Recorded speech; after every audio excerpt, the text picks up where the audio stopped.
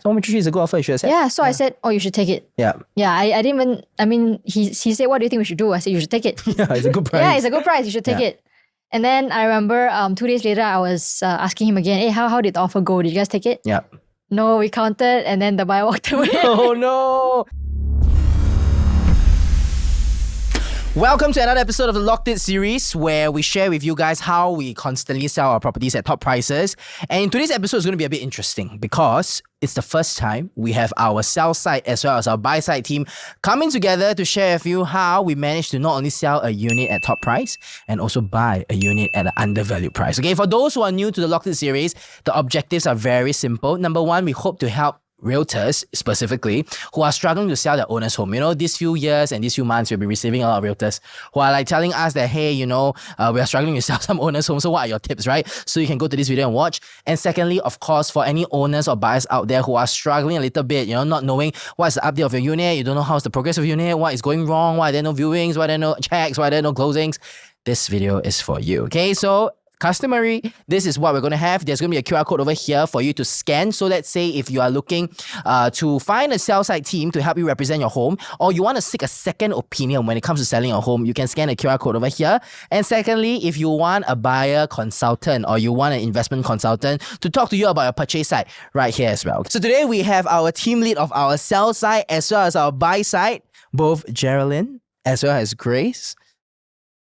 Hey, you need to together, yes. And you know what's funny is because I think for Geraldine, most of us have watched her on our home tours and also she's not new to the Locked It series, right? But for Grace, this is the first time she's on the Locked It series because she has always been the one crunching the numbers, sharing about the BOA approach with Chris, and behind the scenes talking to so many investors about their investment portfolio and what units to invest. But today, we have a very chill setting. We get a more chill setting, not just a podcast setting. That's right. And this chill setting is to talk about this particular client that we have. Yes. Right? How we managed to sell their unit at So Acres. And I remember this unit was stuck in the market for 6 months previously. Yeah, I mean, I don't think it's stuck. It's just that they rejected the offer that came in. Okay, that's cool. And then after that, how, Grace managed to buy a unit for the owner at the 32nd floor at the 22nd floor price, right? So I believe this shows the synergy between both the buy side and the sell side team. So let's hear a little bit more about, let's start with how did this client actually reach out to us?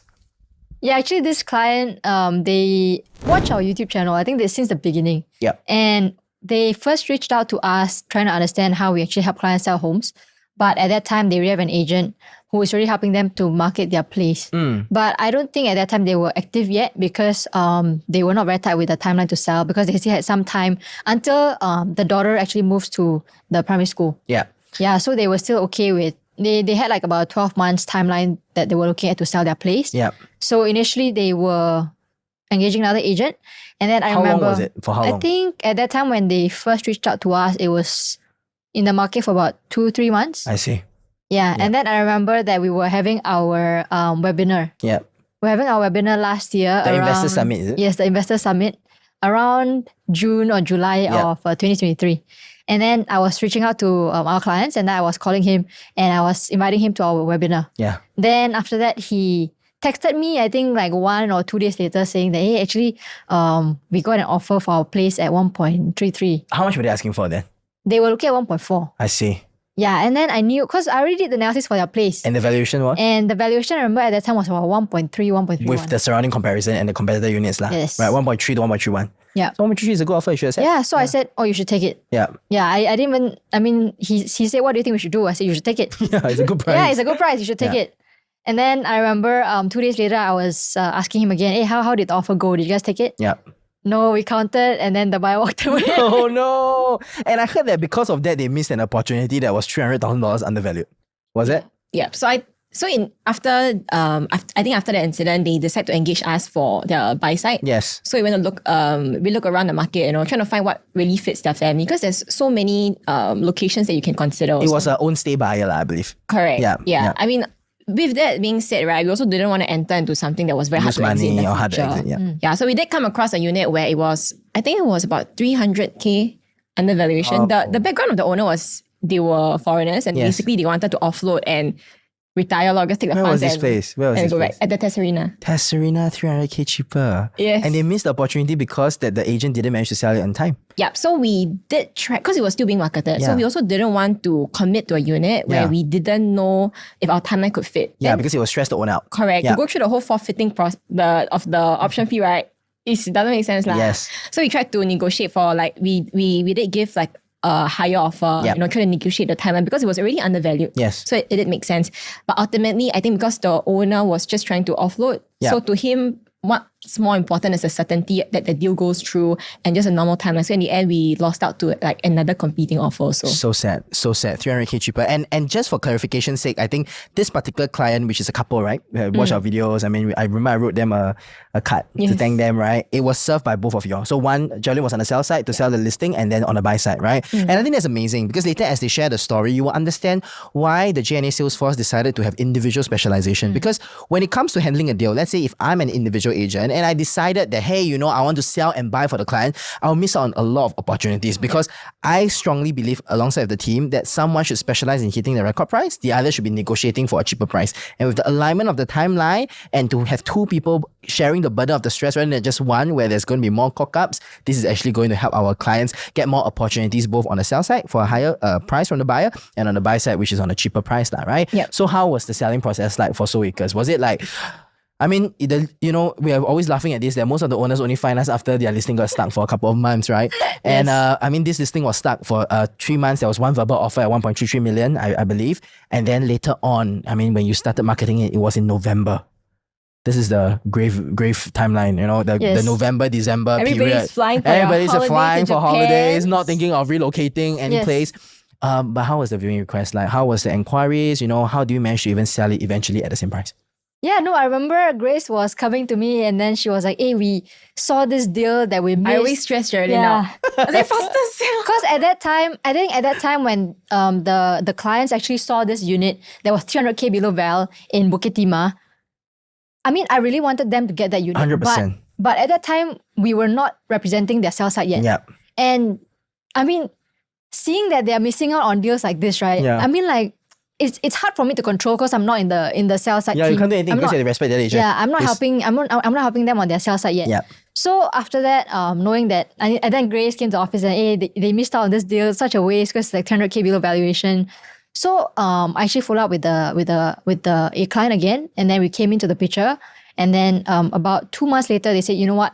I think it's time for you guys to help me on my sales side, because at that time, I think they said they want to give their current agent to respect them for the effort. They still want to give them about 2 more months to I try out. appreciate. Yep. Yeah, and then after that, they didn't get any offer after they missed out on the 1.33 verbal offer. Yeah. We don't even know if that's an actual offer Because there's no check. yeah, because And the buyer went away. Yes, and the buyer actually walked away. Yep. So we came in around end of October, and then mid of November we started marketing. Wow. Yeah. And just for clarification's sake, right?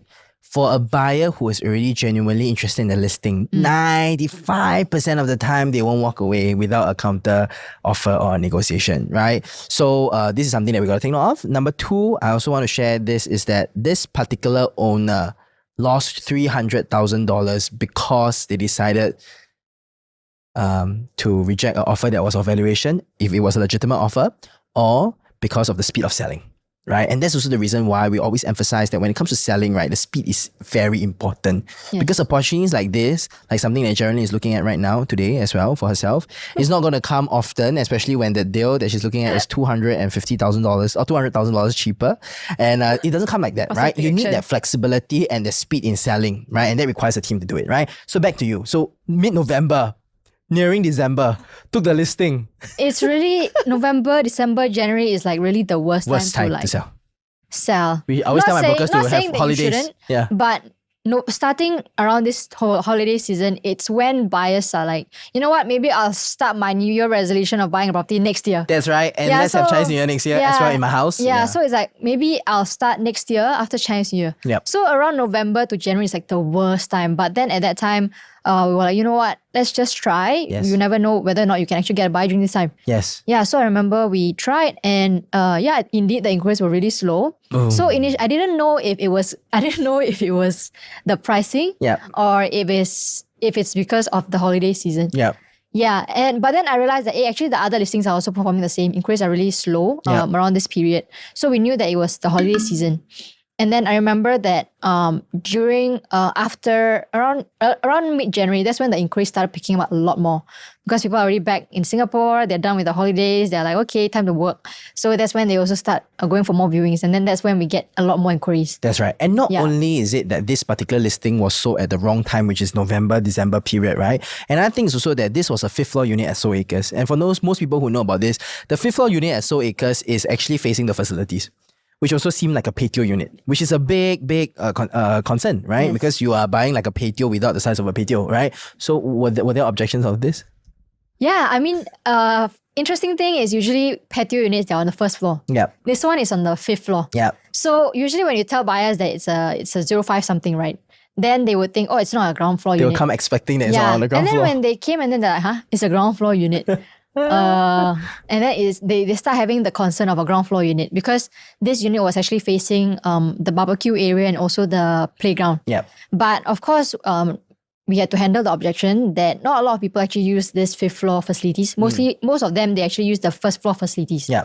And how we actually managed to get the interest coming in was because we did a home tour video. Yes. Yeah, so this home tour video helped to highlight the unique selling points of the house. Yeah. So it helps to create that better first impression. Yes. Yeah, and we really felt that if without this, right, it wouldn't make people want to come down and view. That's right. Yes, because the buyer that actually eventually offered this place, they wanted to view this place because they saw a home tour video. Yeah. Yeah, and they said that they really liked that there were storage spaces Yes. that they really need for this next home that they are buying. That's why they felt, hey, this is something that's suitable for me. Yeah, even though they don't want a ground floor unit, even though it's on the fifth floor, Yeah. it really helped to counter that objection. Yeah. So in the end, who was the group of the profile of buyers who bought this particular unit? And was it expected? Like this was the group of buyers that we were targeting then? Yeah, I mean, we saw that usually for this size in Seoul Acres, a lot of the buyers coming in, they were usually young families. Yeah. Or like couples. But the couples, they usually go for like the smaller 3 bedrooms. Yeah. So this one, it was mostly for families with like 1 to 2 kids. Yeah. So do you remember how much the owner made for this unit after selling? Oh, they actually bought this at about 700 to 750K. Yes. So if you're looking at the sale price, their gross profit is about 600K. That's insane. Yeah, that's insane for an EC, yeah? A 3-bedroom EC. 600K. Yeah. And yeah, I mean, honestly, for this place, I really wanted them to just move on because for an EC to profit that much, and usually it actually starts stagnating. 100%. And I have been monitoring the listings that have been sold in Seoul Acres.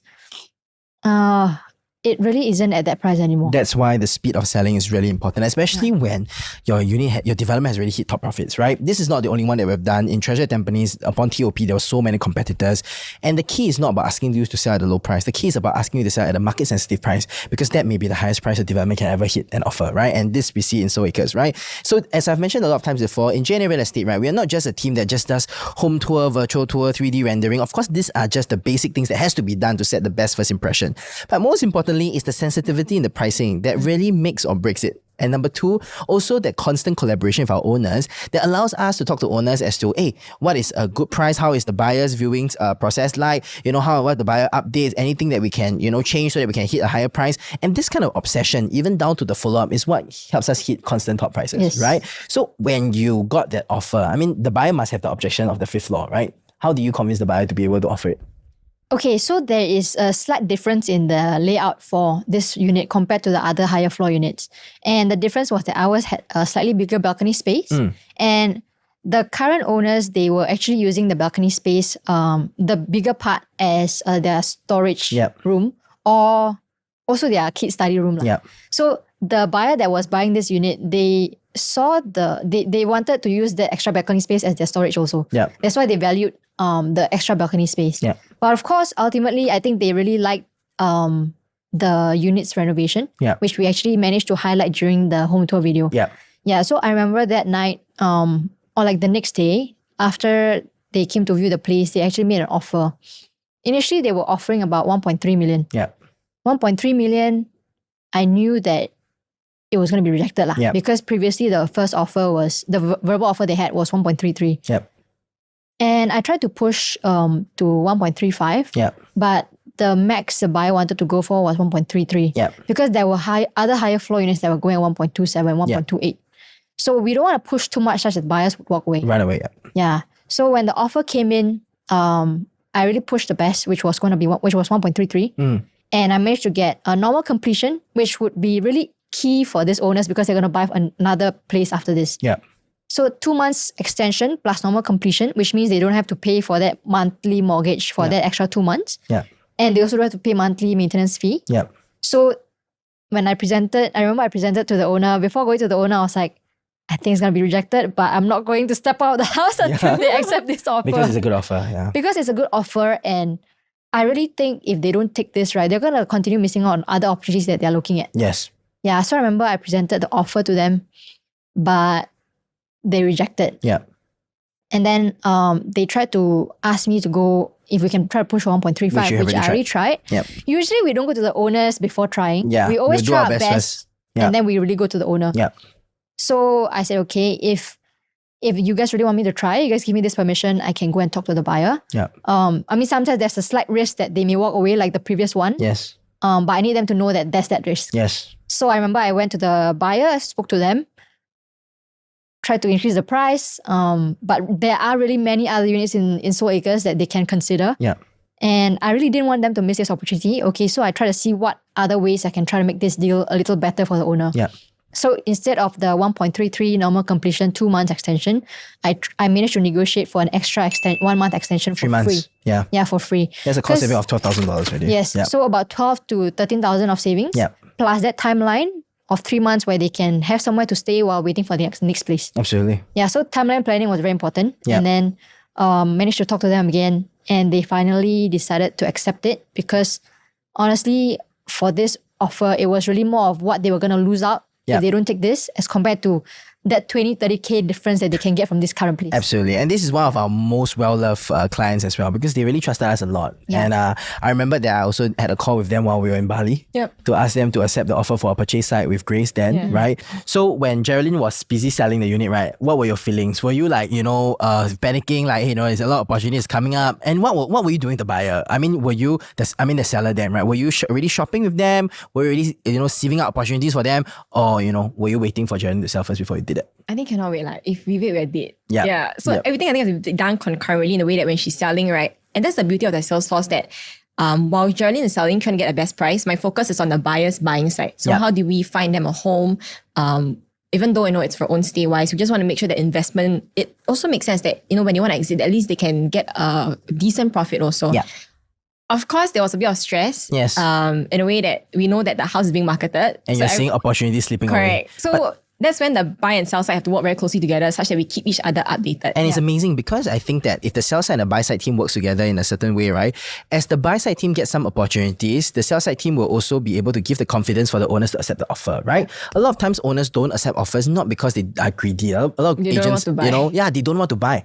And this is the beauty when you have two individuals working on the same owner at the same time. This is when they can have full certainty, right? So after you sold the property, right, Grace? I mean, how did they accept the option immediately for the next unit? Can you share with me the whole process and the timeline? So I think for their side, we were still in the process of looking. I think it was mainly to break down what they really wanted in the next home. Because it's the common question, right? Investment or own stay, which one should I pick?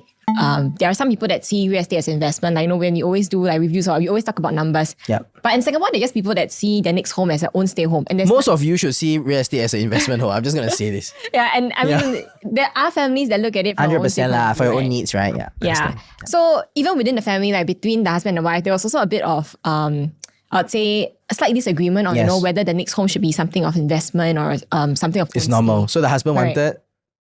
wanted... He wanted it to profit but still fit all the own stay criteria. Okay, and the wife is just investment. So the wife is like, okay, if I'm going to be in between, like if I'm going to go a bit of investment with own stay, I'm going to sacrifice both. So I might as well just go full investment And make money. yeah. Yeah, and this unit, they just made $600,000. So they understood the importance of Yeah. investing as well, right? So in the end, maybe you can bring us through how did the whole buy side process? So it means when Geraldine brought the check in, Yeah. then what happened next? They optioned or they were still shopping? They were still looking around. Yeah. But at that time, we have kind of narrowed down to the areas that they really want, what really fit their family's criteria. How many areas to how many areas? Is it all districts in Singapore to one? Okay, not all districts. Like we're looking at Upper Bukit Timah, we're looking at, let's say, near Orchard area. Wow. We're looking at Clementi area. Yes. Where else? I remember the first when they actually rejected the first verbal offer that they got from the previous agent. They didn't know what to buy. They missed out on this one Orchard property and one Holland property. Yeah, it's very wasted. Oh, and Holland Yeah. area also. Yeah. Yeah. So from 4 areas became one Yeah. that they've established that that's the place you want to go to. Correct. Then in the end, what did they settle on? They settled for a 4-bedder at Clementi. Nice place. And this, I still remember when I called the owners when we were in Bali, right? And they were like thinking... For work. In case people think Yeah, we're we're in Bali holiday. for work. Yeah, was it boot For camp then? both. Was it boot camp? boot camp, boot camp. Was it boot For camp, right? leisure and boot camp. Was it boot camp? It was boot camp, right? Yeah. Is it? Yeah. Yeah. Boot Or camp. maybe at Surabaya. I think it was Surabaya. sorry. Surabaya, right? Not Bali, right? Surabaya. For also a boot camp. Going Because to boot camp was recent. They bought it quite some time ago. Going to Yeah. Indonesia too many times. Yeah, we forgot. correct. Surabaya, right? And I remember that the buyers were still a little bit apprehensive. But we got this 32nd floor unit at the price of the 22nd floor. Yeah. So tell me, why would this owner offer that price? What was the initial asking? And in the end, how do you manage to get it at such a good price for the owners? I think the key thing behind is also, instead of just offering, right, to really understand the intention behind the owner of selling. So, And the corporate agent must have been very nice in telling you their intention. yes. I remember speaking to the corporate agent. Correct. And he was very desperate to sell. And this is also the reason why we love corporate agents who love to divulge more information about the owners lah, for the buyers specifically Yeah. lah, because it helps us get undervalued deals and understand the motivation. Yeah. Right? One thing that we understand when we represent our buyers and sellers is this: agents always want the commission behind it. And we always can use this for the benefit of our clients, right? Yep. And for this particular agent, he shared some information about the owner, talked about the desperation to sell, and in the end we managed to buy it at what price? 2.59. And that was a sick price compared to the 22nd floor, undervalued deal, right? The 22nd floor was transacted at? 0.6. So means we bought it 10K cheaper, 10th floor lower. And it was panoramic views, right? Yeah. So this 10th floor really, really mattered lah. How did the buyer felt when you got them the unit finally, their own stay home at Canopy? I think for that, it was a huge relief. Yeah. Because we actually purchased after the sale, even though we had 2 months, right? Yes. But we also want to set a buffer for like renovation and what. And the timeline was already tight. Yep. That where we need to wait for the funds to come in to transact over. So for them, it was really a huge sigh of relief that finally they find something that they don't have to compromise in terms of the size. And the investment aspect where you got undervalued deal. Yeah. So they were very happy when they saw 22nd floors bought it at 10K higher than them. Yeah. When per floor, normally the market is about 7 to 10K. Correct. Yeah. And now you're buying 10K cheaper, not 10K more Yeah, expensive 10K for 10th floor. cheaper Even for- if it's 10K more expensive for 10th floor, panoramic views is really different, right? It's not like 8th floor and 10th floor difference. It's like 2 floors difference, right? Yes. Okay, so I believe that the owners were very exhilarated because they managed to see their sell side and the buy side timeline coincide. And eventually the funds also was managed to help their purchase lah, Yes. right? Recently I met an owner who was sold, whose unit was sold by another team, realizing that they could not shift into their own property and they were 4 months homeless. So 4 months homeless, I don't know how you can find a rental. And in the end, thankfully, we managed to find 4 months rent for this owner It's in the very, very development that difficult. he wanted. Yeah. And in the end, we still managed to make sure that the funds going to the buy side properly as well, right? And this is also the benefit of working together as a team lah, on a particular owner, okay? So any more things you want to share about your buy side? No, I think really the whole deal managed to come together was because for me, I didn't have to worry about the sell side. Because imagine my brain is split into how do I get the best buy side for them while thinking of how I should market the home. You will definitely doing the compromise somewhere. viewings. Yeah. But for me, my full focus is besides fitting their criteria, besides helping them understand what's important in their next home, is to make sure numbers make sense. That's right. Then I just Focus on that. Generally, Sell side, you just settle everything on the sell And side. what's beautiful, right, is that these ladies are always in the office and they always discuss about the same owner. So they're like, hey, this particular XXX owner, can you please help me with the sell side? Hey, how is the timeline process? Yeah. So it's amazing because this owner is paying commission of one agent and they're having 2 agents helping them. And eventually, actually, after we help owners hit their top record price, they're actually not paying us the commission as the buyers were paying us the commission, right? So we always say that we are a $0 commission sell side team and a $0 commission buy side team. We are a free team. Yes. Any last words that you want to share with the viewers based on No, this? yeah. I mean, completely agree with what Grace mentioned. I don't have to worry too much about the buy side because I know she's gonna handle it well. Yeah. And I think I was talking to the clients recently, asking them, how's your new place? Yeah. You're And- renovating it, right? Yeah, they're renovating it currently, and he said that he really loves the view Beautiful. from 5th floor. to 32nd floor. 32nd floor. Wow. Yeah, and he also mentioned, thank you so much to you and Grace, because like knowing that the 20th floor, right? 20th floor 22nd floor transacted at 2.61 versus my unit at 10th floor higher at a lower price, plus like you convincing us to sell. Because imagine if like I'm an agent who just rejects the offer for them because I know that they previously rejected this offer. Yeah, wow. Then they would really miss out on this opportunity. 1,000,000%. Yeah, so sometimes... Like the Shaw Residences. Don't say that. Yeah. So yeah, I mean sometimes from the sell side, right, it's not about always hitting like 50K above the valuation or 100K above valuation, but it's always knowing and being sensitive to what opportunity they are like missing out on if they don't accept this offer. Yes. So this is always what I try to convey to my owners and help them with like the direction to take. Why squeeze another 10 to 20K more if you have the certainty from our investment team that the next deal, based on what we have helped 500 plus clients invest, is going to make you 300,000 to 400,000? I think the client was very thankful that we pushed, because I think sometimes clients are they want to make the decision, but there's this emotional aspect of like maybe uncertainty and fear. 1,000%. Yeah. Even for myself, I sold my listing. I took 1.5 years to buy my own home. Sometimes you just need a third party who's very neutral. Yeah. Neutral. Mutually neutral, right? To make the decision on your behalf. Yeah. And I fell into the trap. I think Geraldine also fell into the trap, because right now as she's buying her own home, he needs all our advice. When I was buying Lentor Mansion, Mayor Mansion, I have so many clients invest and sell. At the moment, I also got emotional. Yeah. Right? And that objective, alternative opinion that you can trust is so important at that season, right? What about yourself? Is there like anything you want to share, like on the purchase side or on the client facing side? I think for purchase side, our role or my role for them was to really guide them to what they really wanted. Because I think when a client comes in, right, they're a little bit confused in their mind also what they exactly want, right? Yeah. Let's say, are they looking for bigger, older, or let's say maybe a little bit more compact, newer? Yep. They're very confused because they're not familiar with the market. They don't know exactly what fits them. So it's really listing down what they want, prioritizing it, and saying, okay, what can you live without? What can you not live without? Yes. Then from there, at least we can narrow things down so that it's clear for them, rather than they just go all around and they get more confused after that. Yes. I think providing that clarity for buyers gives them the confidence of what's the next action to take, and right? what's the pros and cons for each option. That's right. So this is something that I always have at the back of my mind. I'm always thinking this way. It is indeed true that buyers can go to Property Guru, SRX99.co to go and find units that they want to buy. But why not talk to someone who has seen thousands or even tens of thousands of deals every single year to know exactly, based on their perspective, what is good? I think one of the struggles that most consumers have is, I want the objective voice, because a lot of realtors just put it out there, right? They are very focused on commission, and they just want to sell the product with the highest commission. And consumers can't get that objective opinion, right? Which is also the importance of choosing the right team to serve you, right? And knowing what is the vision and mission of the team, right? And this is just the last thing I want to put it out to everybody, right? Is that a profitable real estate transaction does not only come through the investment of your property. Okay, you must understand this, that you earn profits from a few ways, right? Number one is when you sell the property at the top price, you're able to cash out max profits, right? And that's of course minusing all your costs and of course your commission, right? And number two is selecting that profitable property. With that two plus together, that's when you get max profits. A lot of people, they want to find a very strong investable property, but then yet they compromise on the fact that they sell at a lower price because they don't really has an equally competent team, right? So the mixture of both give you highest profits. And I think that from a Singaporean perspective, okay, from a very Singaporean perspective, I think two things are really important. Number one is your name, right? If let's say, for myself, husband and wife, we have two names, we better capitalize on the best opportunities we have.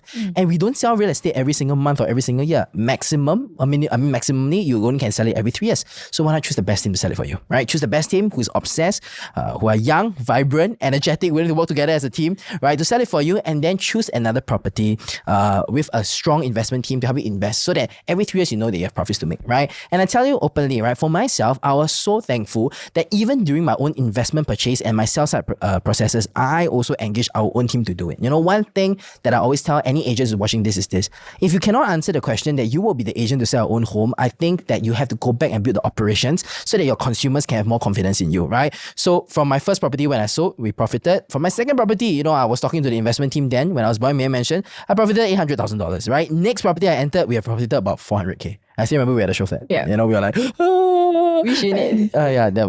Both are mentions, but not the mention you're thinking about. It's a small mention, okay? And that's the beauty of working together as a team and in this year's fast, okay? Thank you so much for watching this episode together with Geraldine as well as Grace. And you know what? If you are interested, right, to engage one of our realtors to sell a property, right, you can always scan the QR code over here. If you're so confused, you have no clarity like what Grace said, and you don't know what action to take, you're just so overwhelmed, right? why not just talk to some of our consultants to give you that clarity, right? It's non-obligatory, so don't worry at all. And if you are a realtor who's thinking, hey, how can I sell my... Just 2 weeks ago, I met a realtor who told me that she had 4 District 15 listings and 3 District 9 listings and is stuck in the market for 1.5 years. I say you got to walk our Lock It series, right? So if you're a realtor who's interested, just scan our QR code and contact us so that we can help you offload our listings as well. Okay? We don't mind partnering with one another. We don't mind partnering with you to help your owners hit record price. Okay? Thank you so much for watching this episode of the Locked It series. My name is Jarvis. My name is Geraldine. That's right. You can see the synergy over here. And thank you so much for watching this episode of Locked It. We'll see you for the next one. Bye-bye. Bye.